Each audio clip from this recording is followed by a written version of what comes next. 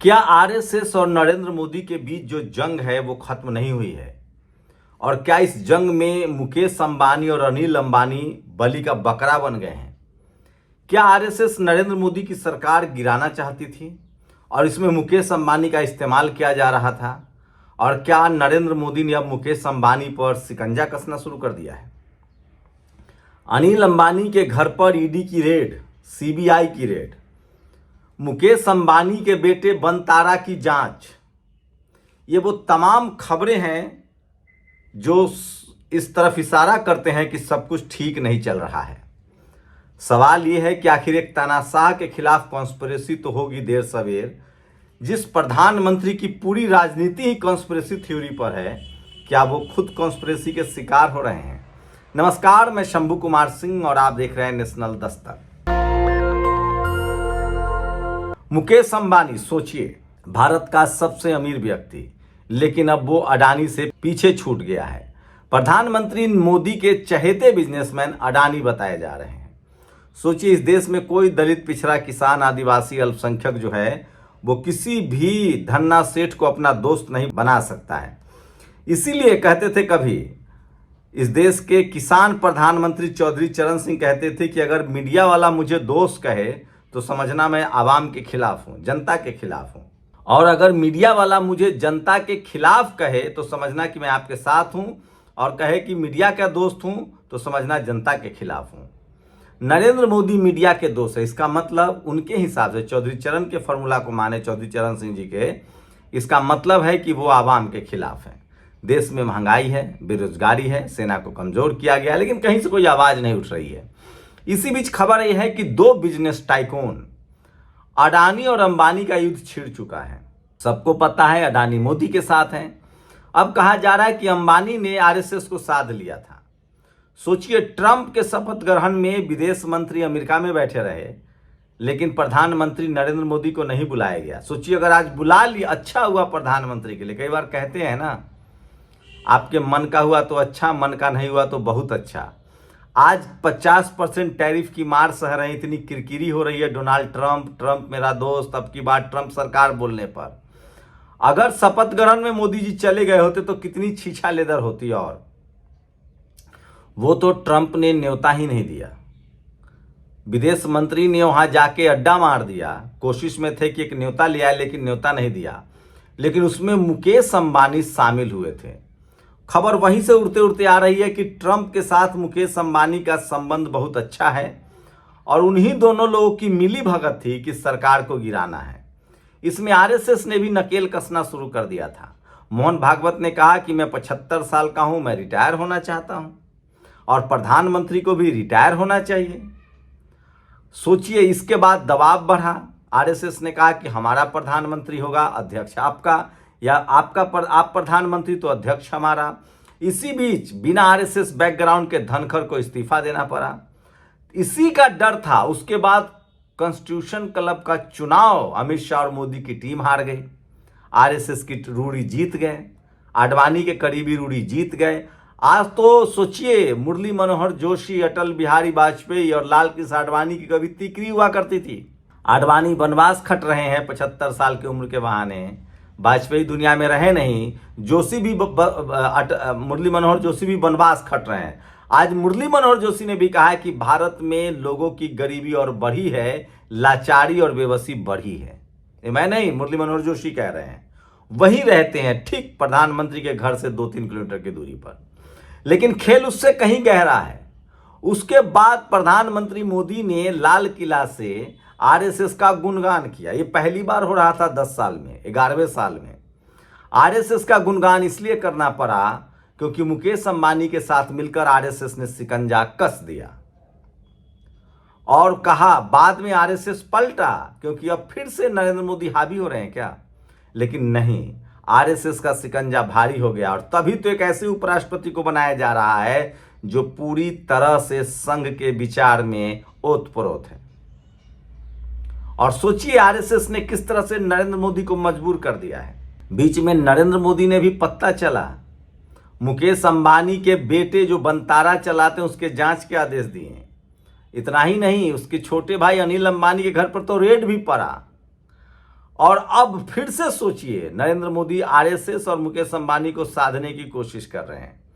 50% जो टैरिफ लगा था वो इसलिए लगा था क्योंकि मुकेश अंबानी ने सबसे ज्यादा तेल खरीदा रूस से सस्ता और खूब बेचा। तो सोचिए राजनीति किस तरह से जा रही है। प्रधानमंत्री नरेंद्र मोदी क्या एक मुखौटे प्रधानमंत्री हैं? क्या इस देश को आरएसएस चला रहा है? ठीक कहा है पवन खेरा ने आरएसएस के बारे में कि 25 साल शुरुआत के मुखबिरी की, 25 साल संविधान और तिरंगे को नहीं माना, 25 साल हिंदू मुस्लिम किया, 100 साल हो गए हैं, और अब 25 साल से, पिछले 25 साल से दलित, पिछड़े, किसान, आदिवासी, अल्पसंख्यकों का हक छीन रहे हैं। ये पवन खेरा का बयान है। तो क्या नरेंद्र मोदी मजबूर हैं? नरेंद्र मोदी लाचार और बेबस हैं और वो पिछड़ा बनकर आए थे, क्या वो आरएसएस के शिकार हो गए हैं? तो सोचिए किसी की बात साहत नहीं रहती है। और नरेंद्र मोदी और अब आरएसएस ने मिलकर मुकेश अंबानी पर शिकंजा कसना शुरू कर दिया है। तो ये 4 लोगों की लड़ाई चल रही है। सोचिए, आडवाणी और शाह एक खेमा में है, लेकिन शाह प्रधानमंत्री की कुर्सी पर ताक लगाए हुए हैं। हो सकता है कि प्रधानमंत्री नरेंद्र मोदी अगली बार राष्ट्रपति बन जाए, क्योंकि अगर सत्ता से बाहर होते हैं तो जांच से भी तो बचना है। जैसे ही राष्ट्रपति बन जाएंगे हो सकता है कि उनको इम्यून मिल जाए और राष्ट्रपति बनकर अपनी सुरक्षा, वो अपनी सुरक्षित जिंदगी, बाकी जिंदगी को जुगाड़ कर ले। क्योंकि राहुल गांधी कह चुके हैं कि मैं टॉप से बॉटम और बॉटम से टॉप कार्रवाई तो करूंगा। इस सब बहाने हो सकता है कि अमित शाह प्रधानमंत्री बन जाए, लेकिन आरएसएस कह रहा है कि मुझे गडकरी चाहिए, फडणवीस चाहिए, योगी आदित्यनाथ चाहिए। लेकिन लगता है कि एक बीच में समझौता तो हो गया है। सोचिए, मुकेश अंबानी के भाई के घर पर रेड, मुकेश अंबानी, तो अब लगता है कि फिर से मैनेज करने की कोशिश हो रही है। और मुकेश अंबानी लाचार और बेबस है। प्रधानमंत्री पहले ही लाचार और बेबस थे। आरएसएस ने जरूर सबको कंट्रोल करने की कोशिश की है। ऐसे में सवाल होता है कि जब आरएसएस की सत्ता रहेगी तो दलित, पिछड़े, किसान, आदिवासी, अल्पसंख्यकों को क्या मिलेगा? कुछ नहीं। मैं फिर कह रहा हूं, बिहार में भी उसका नतीजा दिखेगा। सम्राट चौधरी तो मुख्यमंत्री नहीं बनाए जा सकते क्योंकि उनका बैकग्राउंड आरएसएस का नहीं है। सम्राट चौधरी के बारे में कहा जाता है कि वो बैकवर्ड सोच के हैं, बहुजन सोच के हैं, इसलिए आरएसएस उनको कम से कम मुख्यमंत्री तो नहीं बनाएगी, अगर बहुमत आ जाता है तो। लेकिन जिस तरह से मोदी के मां की गाली वाला कार्ड खेला गया और बिहार में जिस तरह से जनता ने बीजेपी के नेताओं को दरकिनार कर दिया, एकदम इनकार कर दिया, इक्का दुक्का लोग नहीं, और बदनामी ऊपर से जगह जगह से तस्वीरें आई, इससे साफ है कि बिहार में बीजेपी का दाल गलता हुआ तो नहीं दिख रहा है। ऐसे में नरेंद्र मोदी सबको समेटने की कोशिश कर रहे हैं।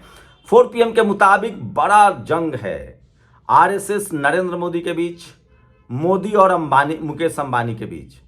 ये बहुत ही खतरनाक है और ये बड़ा जंग है, जिसको लेकर देखते हैं क्या होता है। लेकिन इस जंग में प्रधानमंत्री बने रहते हैं, राष्ट्रपति बन जाते हैं, मुकेश अंबानी मालामाल होते रहे, आरएसएस की सत्ता चले, इस देश का तो नुकसान ही हो रहा है। आम लोगों की गरीबी बढ़ रही है, बेरोजगारी बढ़ रही है और मिडिल क्लास अब टैरिफ की मार से दबा जा रहा है। इसके साथ कुछ और बड़ी खबरें हैं जो मैं आपको बता दूं। सोचिए, ये शख्स देखिए, अपने कार्यकाल में 6 बार राम रहीम को रिहाई देने वाले जेलर सुनील सांगवान भाजपा में शामिल हो गया है। आप सोचिए। और इंदौर के मध्य प्रदेश में सबसे बड़े सरकारी अस्पताल में 2 नवजात शिशुओं को चूहे के काटने से मौत हो गई। मध्य प्रदेश, कोई खबर नहीं बताएगा। और ये देखिए, दिल्ली में बाढ़ जैसे हालात हैं।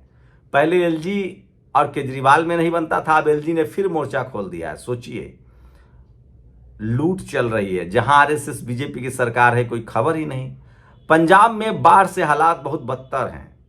पप्पू यादव ने कहा है कि मैं 5 महीने की अपनी सैलरी देता हूं।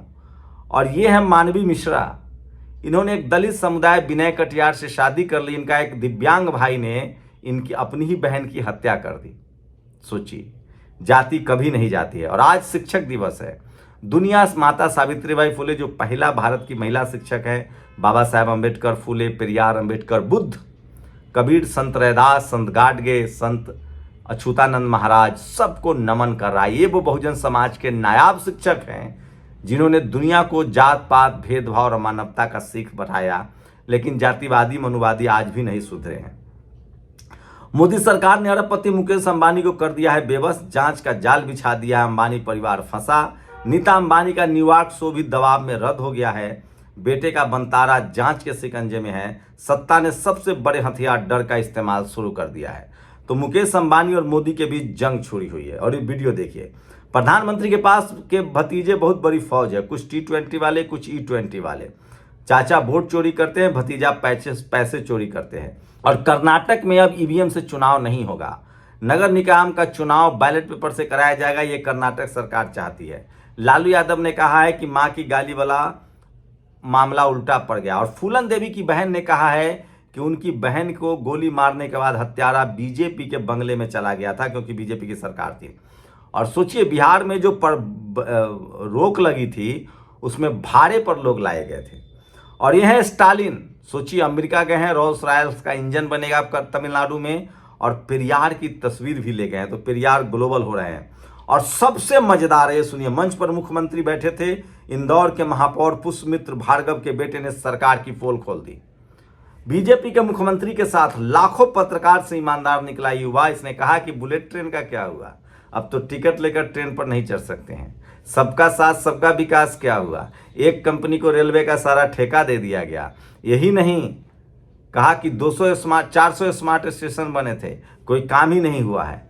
सोचिए, कॉपीराइट न होता तो मैं पूरा वीडियो दिखा देता। चलिए, धीरे धीरे सही पोल खुलने लगी है। कॉलेज फीस ज्यादा मांगे तो मुझसे मिले, राजभवन दरवाजा आपके लिए खुला है, ये गवर्नर साहब ने कहा। और ये है मैडम एडवोकेट रसिका तिवारी, इन्होंने एक पॉडकास्ट में पूरे राजस्थान की मिट्टी पलीत कर दी।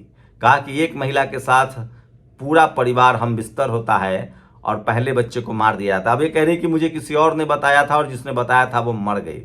तो इनके लिए झूठ बोलना कोई आसान नहीं। पप्पू यादव ने 5 महीने की सैलरी दे दी है।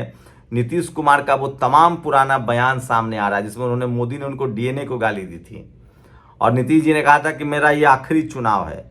ग्वालियर के लिए एक बुरी खबर है, चिनौर में बाबा साहब की जो मूर्ति लगी हुई है उसको हटाने की कोशिश हो रही है। ये बड़ी खबर दिया है सुनील अस्ते ने, जो आजाद समाज पार्टी से जुड़े। इससे पहले ग्वालियर में भी बाबा साहब की मूर्ति नहीं लगने दी गई। और भाजपा किसी की सगी नहीं है। अब सोचिए, अखिलेश यादव ने ट्वीट किया है किस तरह से एबीपी वालों पर भी लाठी चल रहा है, और आज माता सावित्रीबाई को लोग याद कर रहे हैं, सबसे बड़ी खबर है। और कमजोर वर्ग के बच्चे और कमजोर हो रहे हैं, ये सबसे दर्दनाक खबर है। और सोचिए, इकोनॉमिक वीकर सेक्शन का रिजर्वेशन सिर्फ जनरल सीटों में नहीं दिया जाता है। जैसे 100 सीट निकली तो 100 का 10% मतलब 10 सीट दिया जाता है, जबकि कायदे से 50 सीटों में 10% मतलब 5 सीट देना चाहिए था। लेकिन ये लोग पूरे सीट का 49% SC ST OBC में भी इकोनॉमिक वीकर सेक्शन का रिजर्वेशन दे रहे। इस पर विस्तार से वीडियो बनाऊंगा। इतनी बड़ी बेईमानी चल रही है, सोचिए। और आज पैगंबर साहब का भी ईद ए मिलान उन नबी है।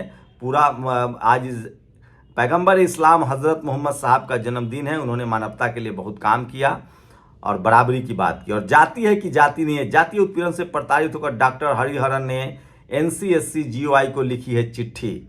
सोचिए, उम्मीद है डॉक्टर हरिहरन को न्याय मिल पाएगा। तो बड़े पदों पर जैसे ही बहुजन पहुंचते हैं उनका शोषण शुरू हो जाता है। EBS आरक्षण में खुली चीटिंग हो रही है। सुप्रीम कोर्ट के आदेश के मुताबिक EBS आरक्षण सिर्फ अनरिजर्व सीटों पर था, 50% सीटों पर, लेकिन असल में अब कुल सीटों को 10% दिया जा रहा है। नीट UG EBS को सामान्य की जगह कुल सीटों में से 10% आरक्षण। तो सोचिए, आपके हक अधिकार छीने जा रहे हैं। और GDP को लेकर बीजेपी के दिग्गज नेता मुरली मनोहर जोशी की बेबाक राय, बोला देश गरीब हो रहा है। और जय शिवाजी जय सरदार, उसूलों पर आंच आए तो टकराना जरूरी है। जिन 13 सितंबर 2025 को होने वाली सर्वदलीय न्याय महापंचायत, सोचिए यूपी में किस तरह से पिछड़ों की हत्या हो रही है। सरदार सेना के RS पटेल लगातार इसका नेतृत्व कर रहे हैं। और अजीत पवार और एक SP साहब की ऑडियो रिकॉर्डिंग वायरल हो रही है।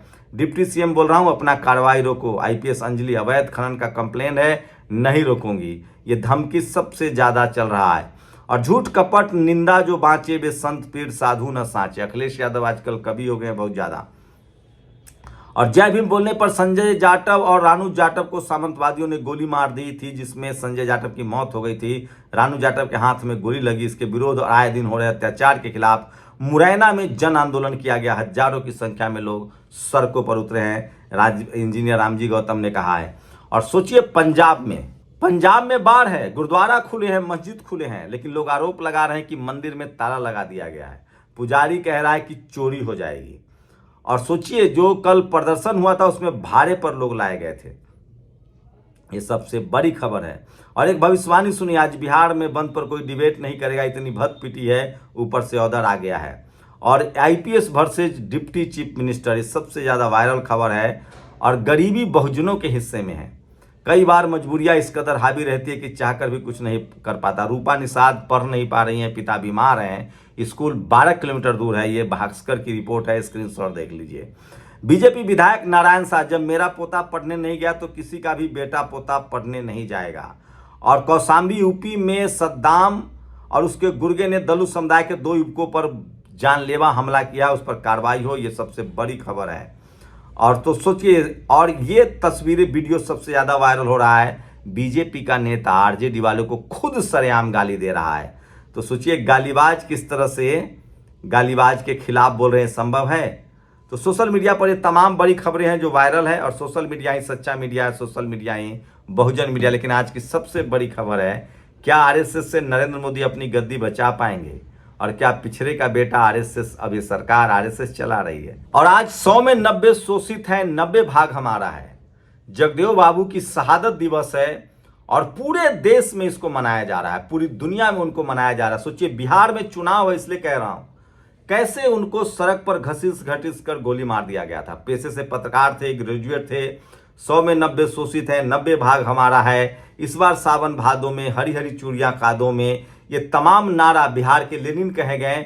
उनको माथे में गोली मारी गई थी क्योंकि वो शोषित वंचित की आवाज़ लड़ रहे थे। पत्रकार भी थे, विधायक भी बने थे, कुछ बहुजन समाज से थे, कुशवाहा समाज से थे। 100 में 90 शोषित है, 90 भाग हमारा है। तो 100-90 की लड़ाई 90-10 की लड़ाई लड़ने वाले जगदेव बाबू को आज पूरा देश याद कर रहा है।